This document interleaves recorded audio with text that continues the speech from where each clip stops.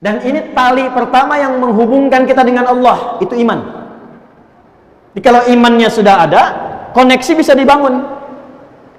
Anda kalau punya handphone nggak ada sinyal, nggak bisa connect, nggak bisa nyambung, nelpon nggak bisa, kirim pesan susah, mesti ada koneksinya dulu. Buka koneksinya, baru nyambung. Hal yang mengoneksikan kita dengan Allah supaya dapat ala hudam mir rabbihim, dilindungi Allah, dipandu Allah, dibimbing Allah, dijaga Allah. Apa koneksi pertamanya? Iman. Tapi bukan iman biasa, iman yang terus ditingkatkan sampai mendapatkan satu tanda yang disebutkan dalam Al-Quran dan dikuatkan dalam hadis Nabi SAW. Sekarang cek tanda ini. Kalau sudah ada tanda ini dalam diri kita, berarti berbahagialah kita memiliki bagian pertama dari tanda kesuksesan dan kebahagiaan. Bawah ini tinggal buka amalnya, apapun yang Anda kerjakan jaminannya langsung dari Allah Subhanahu wa taala. Ini bukan motivasi ya, saya bukan motivator. Ya. Tapi ini langsung, jangan diragukan, langsung pesan dari Allah sang pencipta kita. Perhatikan, buka Quran surah ke-6 Al-An'am ayat 82. Ini tanda pertamanya. Orang sukses, orang bahagia di 3 alam, dunia, alam kubur sampai akhirat. Tanda pertamanya adalah orang yang mampu mengupgrade imannya sampai dia mendapatkan ciri-ciri berikut. Alladzina amanu wa lam yalbisu imanahum bizulmin ulaika lahumul amnu wa hum muhtadun. Ada ayatnya? Dan orang-orang yang beriman itu, yang imannya benar, dia jaga, dia tata, benar imannya. Perhatikan, ulaika lahumul amnu. Ciri pertamanya, orang yang terus meningkatkan iman, menjaga iman, kelihatan sekali orangnya tenang. Secara pribadi tenang. Bahkan ketenangannya digambarkan oleh Nabi Sallallahu Alaihi Wasallam dalam hadis yang diriwayatkan oleh Al-Imam Al-Bukhari, dan hadis ini ditempatkan di topik iman.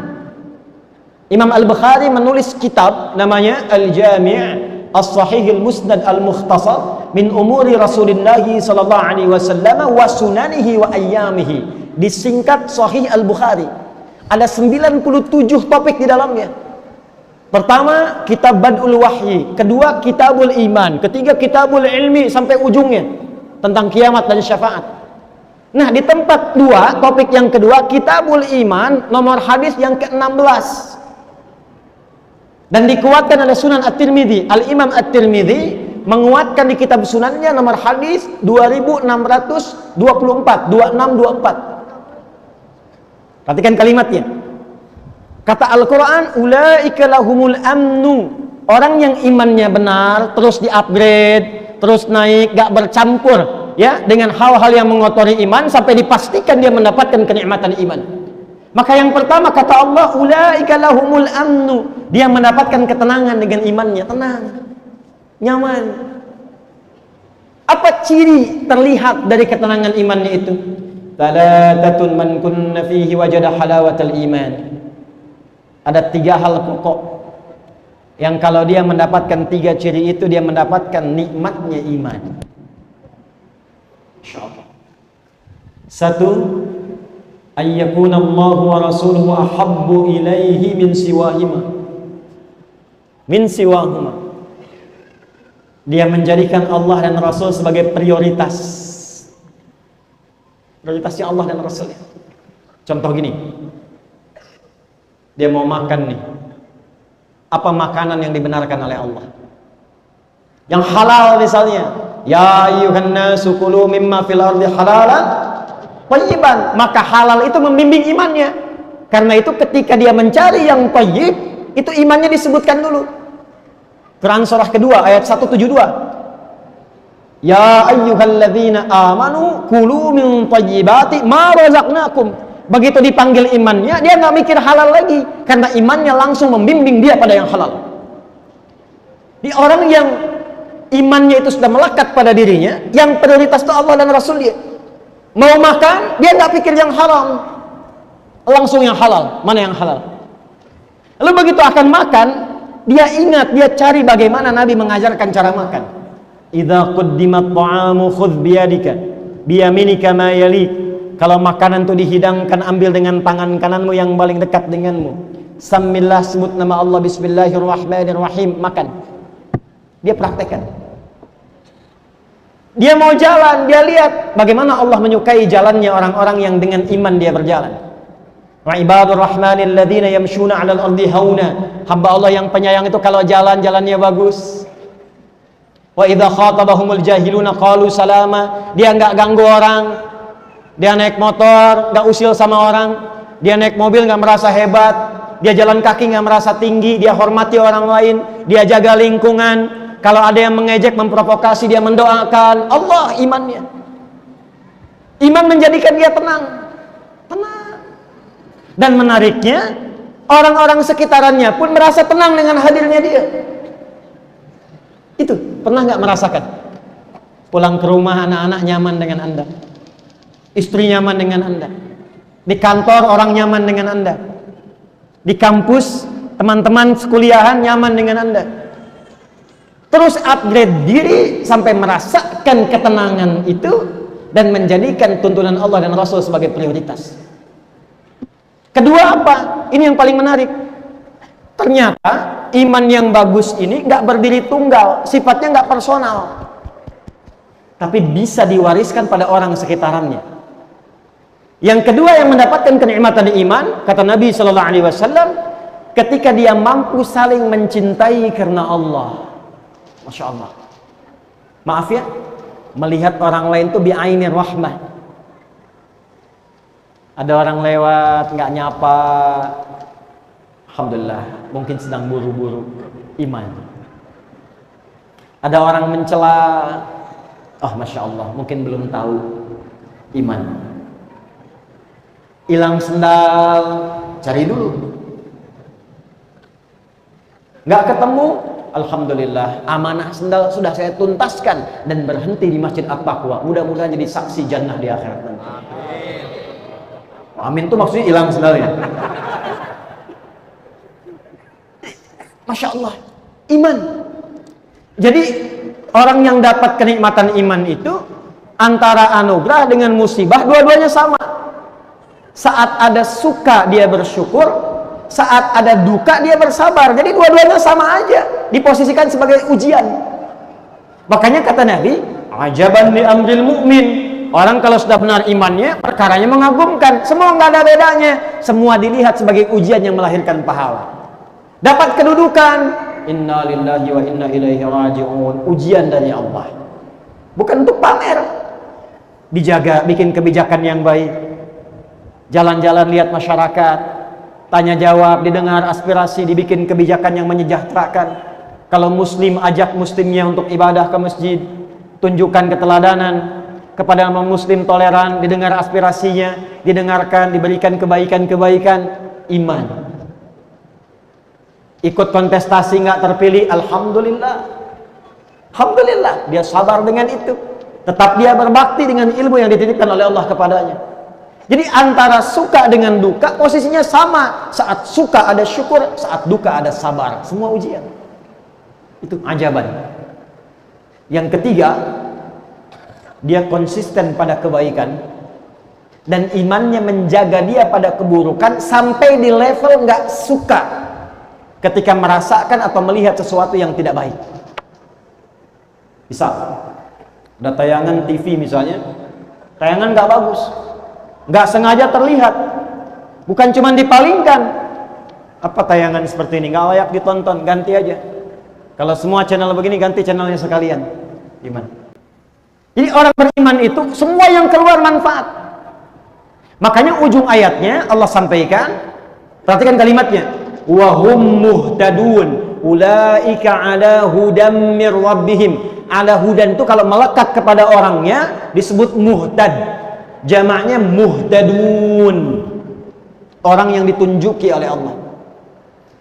Nanti hasilnya apa?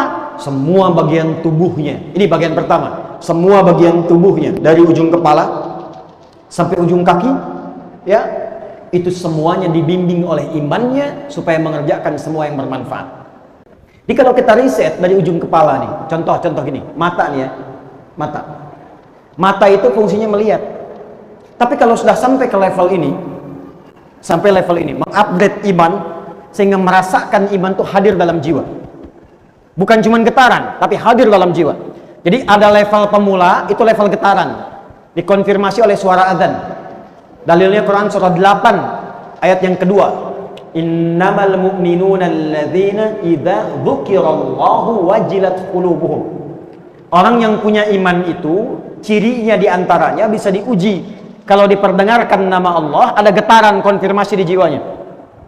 Karena itu 5 kali dalam sehari diperdengarkan nama Allah, didengar telinga kita. Telinga ini bahasa Arabnya udhun, jamaknya azan.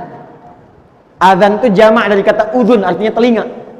Maka diperdengarkan 5 kali dalam sehari setiap pergantian waktu. Kalimat pertamanya apa? Allah. Allahu Akbar, Allahu Akbar. Kedengaran, yang dengar telinga, tapi yang konfirmasi hati. Makanya di hati kecil kita mengatakan, membisikkan, cepat, sudah azan. Pernah nggak merasakan itu? Nah, kalau nggak punya iman, nggak ada getaran itu. Allahu Akbar, Allahu Akbar. Suara apa nih kenceng banget? Kecilin. Nah, ya. Nggak usah marah. Artinya belum ada iman. Belum ada iman. Kalau mengaku beriman baru sampai mulut, belum sampai hati. Ada lagi dalilnya di Quran surah ke-49 ayat 14. Qalatil a'rabu amanna qul lam tu'minu walakin qulu aslamna walamma yadkhulul imanu fi qulubikum. Orang Arab Badui dulu berkata, ya Muhammad sallallahu alaihi wasallam, kami telah beriman. Kata Allah, ya Muhammad, katakan pada mereka, kalian belum beriman yang benar. Baru berislam, ucap syahadat, cuman di lisan imannya, belum sampai ke hati. Makanya nggak ada konfirmasi. Jadi kalau Anda dengar azan Allahu Akbar, Allahu Akbar, ada yang protes, apaan sih ini? Anda nggak beriman? Saya beriman kok, tapi nggak gini juga misalnya kan? Ini berarti yang dimaksud Quran surah Al-Hujurat ayat 14. Doakan, bukan dicela, didoakan dan ditunjukkan kepada kebenaran. Anda kalau di bandara dengar suara ribut nggak protes, kenapa ketika dengar azan Anda harus protes demikian? Di bandara kan tiap waktu, attention please, maklumat, mohon perhatian. Setiap waktu tuh nggak ada yang protes, berisik enggak kan? Ya. Kenapa yang mendengarkan kita, mendekatkan kita kepada Allah, mengonfirmasi iman kita, katanya beriman. Kalau yang belum beriman jangan disoal, didoakan. Ini yang mengaku beriman menyoal. Itu yang patut digarisbawahi. Itu konfirmasi dasar. Nanti kalau sudah melekat menjadi yu'minun, orangnya mukmin, jamaknya mukminun, maka imannya bukan hanya jadi getaran, tapi jadi sinyal yang membimbing semua bagian tubuh. Maka ketika mata akan melihat, Allah memerintahkan pada imannya, bimbing matanya. Quran surah ke-24, surah Cahaya, An-Nur, ayat 30 untuk laki-laki, 31 untuk perempuan. Qul lil mu'minin, imannya dulu, yaghuddu min absarihim. Katakan pada pria-pria yang merasa sudah mukminin, punya iman, mengupgrade imannya, yaghuddu min absarihim, bimbing pandangannya, lihat yang baik. Yang tak baik menurut imannya palingkan. Makanya mata ini ketika melihat objeknya netral semua, apapun yang dilihat. Tapi yang membedakan nanti iman. Ini gambar gak bagus nih, kata imannya. Kalau akal itu cuma mencerna, akal itu cuma merumuskan. Iman itu memberikan nilai pada pencernaan akal. Diperintah akal, rumuskan itu nggak benar. Kalau nggak punya iman dianggap benar aja. Makanya saya kemarin di Amerika, saya nggak lihat ya, dengar cerita aja gitu. Ya. Yang aurat tampak gambar biasa, yang sana sini, alhamdulillah Ustaz datangnya musim dingin. Kalau musim panas, di sini katanya terbuka semua. Dalam hati Ustaz emang lihat gitu. Tapi kita lihat ya, gambarannya apa? Itu dianggap biasa karena nggak ada iman. Menurut akalnya itu pakaian terhormat. Menurut akalnya itu biasa. Menurut iman itu nggak biasa, mengumbar syahwat, bisa memancing maksiat, bisa menjadikan perilaku yang tidak normal nantinya. Sedangkan manusia itu makhluk terhormat, diciptakannya itu dengan mulia. Quran surah 17 ayat 70. Walaqad karramna bani Adam. Kami telah muliakan, kata Allah, dengan keagunganku semua anak cucu Adam. Makanya Allah jaga supaya semua bagian tubuhnya mulia. Dipakein pakaian supaya mulia, dibedakan dengan binatang. Dijaga supaya lisannya tidak bertutur yang tidak mulia. Dijaga supaya tangannya tidak bertindak yang tidak mulia. Dijaga supaya pandangannya tidak menatap yang tidak mulia. Dijaga untuk kemuliaan. Makanya muncul hukum haram. Haram itu seakar dengan kata hurmah, hormat. Kenapa muncul haram? Menjaga kehormatan supaya tidak hilang martabat kita di hadapan Allah Subhanahu wa taala. Sebab kalau sudah maksiat, kehormatannya runtuh. Coba diviralkan. Ini ada anggota dewan fulan, hobinya nonton film porno misalnya. Terus viral, kehormatan Anda runtuh. Ada orang mencela, ini ustadz senangnya mencela. Yang didapat bukan ilmunya, aibnya yang menyebar, kehormatan Anda runtuh. Makanya turun iman, membimbing tubuh kita, menjaga kita menjadi terhormat. Dan muncul hukum haram, bukan ingin menyulitkan, tapi menjaga kehormatan. Kullil mu'minin, katakan bagi yang punya iman, yaghuddu min absarihim ghaddul basar. Imannya yang membimbing nanti. Ini gak bagus, palingkan. Ini mengundang syahwat, jangan pertahankan, alihkan. Ini merusak pikiran, jauhkan. Saya punya kawan, dia sekarang kuliah di Kanada. Teman sekamar saya di pesantren. Spesialisasi di bidang neurologi. Jadi kajiannya itu mengkaji saraf yang menyambungkan ke otak. Di antara risetnya tentang gambar-gambar pornografi. Ternyata itu lebih berbahaya dari narkoba, candu. Hati-hati itu. Pornografi itu lebih berbahaya daripada narkoba dan langkah tangga pertama menuju LGBT. Hati-hati itu. Jadi kalau ada orang, bukan kita ya, misal nih, terbawa arus lihat gambar yang tak layak, itu jadi candu, langsung nyangkut di memorinya. Dijaga oleh setan. Makanya kalau Anda pernah dengar riwayat, kalau melihat sesuatu yang tak pantas sekali aja, cepat palingkan. Sekali itu bukan begini sampai kedip ya, karena ada salah paham tuh hadisnya. Kan sekali selama belum kedip begini. Astagfirullah, begini. Cepat palingkan. Ya, selanjutnya setan. Sebab sekali melihat, nyangkut nanti di memori kita tuh. Dan setan bermain di situ. Itu Masya Allah bisa lebih cepat hafal dan ingat sampai bayangannya dibandingkan dengan mushaf yang kita baca tiap hari. Dan bisa merusak. Nah itu yang dijaga oleh Islam. Iman kita menjaga, palingkan supaya tidak merusak. Sebelum jadi perilaku, ada pornografi, ada porno aksi.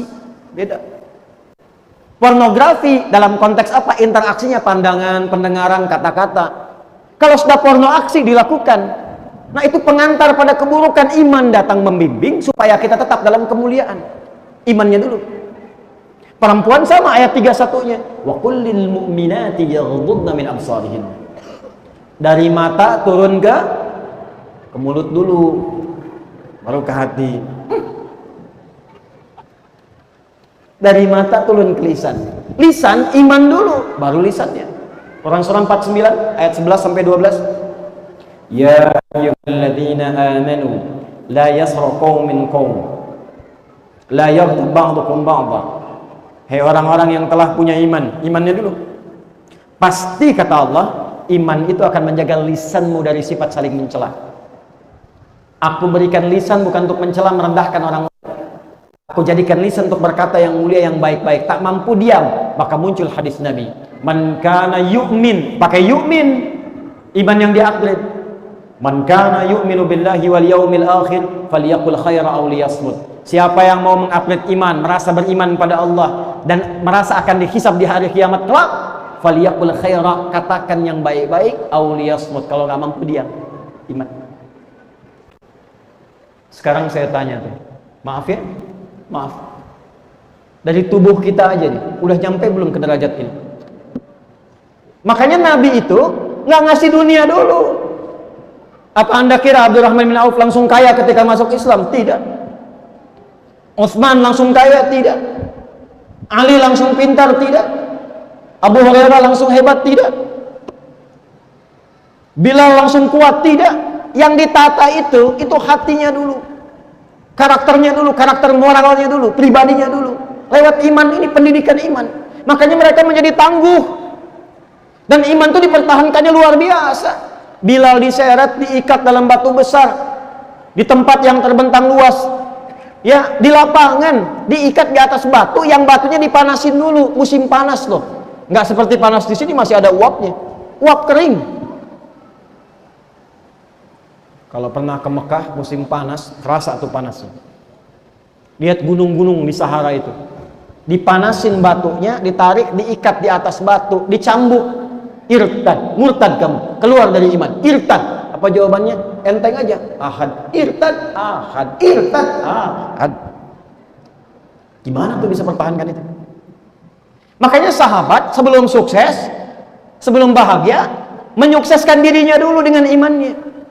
Mereka menjadi pribadi yang sangat tangguh. Abdurrahman bin Auf itu menukar dunianya untuk imannya. Kata orang-orang Quraisy, kalau kamu beriman pada Muhammad, ingin ikut hijrah, kami ambil semua hartamu. Silahkan ikut ke Madinah sana, ke Yathrib sana. Cuman bawa pakaian aja, jalan kaki. Dipertahankan, nggak apa-apa, saya berangkat. Iman. Sehingga yang terjadi apa? Kalau punya kedudukan jujur, disiplin, sabar, baik. Kalau punya harta dermawan. Kalau punya ilmu, luas ilmunya, berbagi dalam kebaikan, ikhlas menyampaikannya. Itu yang dibutuhkan tuh itu sekarang. Nah sekarang jangan jauh-jauh dulu. Anda pengen kaya, menata harta, menata diri aja belum sanggup, pengen kaya. Alih-alih maslahat, jadi maksiat nantinya. Belum sanggup menata diri, begitu diberikan harta, datangnya ke tempat maksiat, dipakai maksiat, kumpulnya dengan orang-orang perbuat maksiat, dikerjakan di tempat yang tidak disukai oleh Allah dan Rasulnya. Makanya sebelum sampai dapat amanah harta, kedudukan, ilmu, apa yang dilakukan? Perbaiki diri dulu, supaya memandangnya yang baik, mendengarnya yang baik, berucap yang baik, berjalan ke tempat yang baik. Begitu dititipkan kedudukan, andanya sudah baik, maka kedudukan itu ditempatkan pada tempat yang baik. Ya, jadi kadang-kadang kalau Anda bekerja belum dapat sesuatu, jangan langsung disimpulkan. Jangan langsung disimpulkan. Boleh jadi Allah menginginkan kita baik dulu, lalu semua hasil ikhtiar kita akan dirapel semuanya, diberikan dalam akumulasi bentuk yang lebih besar. Kadang-kadang kita nggak sadar. Usaha sebulan nih, nggak dapat nih. Tapi begitu di hari yang ke-30, dapatnya lebih banyak dari biasanya.